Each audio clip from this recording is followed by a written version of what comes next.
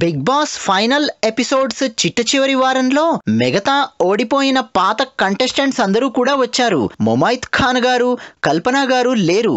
అది మీరు గమనించే ఉంటారు. సింగర్ కల్పన గారు ఫైనల్స్ ఎపిసోడ్స్ కి ఎందుకు రాలేదో తెలుసా? సింగర్ కల్పన గారు 2వ వారం కెప్టెన్ అయి స్ట్రిక్ట్ గా వ్యవహరించి అందరితో తిట్లు తిన్నారు, ఇండైరెక్ట్ గా గొడవలు తెచ్చుకున్నారు. ఆ తర్వాతి వారం కల్పన గారిని ముళ్ళ కుర్చీ మీద కూర్చోబెట్టారు ఎక్కువ మంది.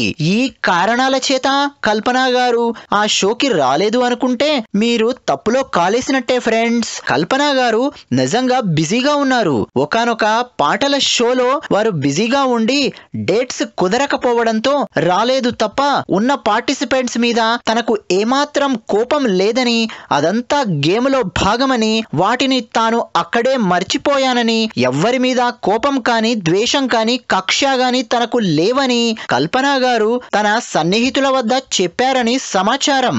ముమైత్ ఖాన్ గారు ఎందుకు రాలేదో తర్వాతి వీడియోలో చూడండి, ఆశ్చర్యపోతారు. ఇలాంటి మరిన్ని వీడియోస్ కోసం మా ఛానల్ కు సబ్స్క్రైబ్ చేసుకోండి ఫ్రెండ్స్. మీ అందరికీ ధన్యవాదాలు.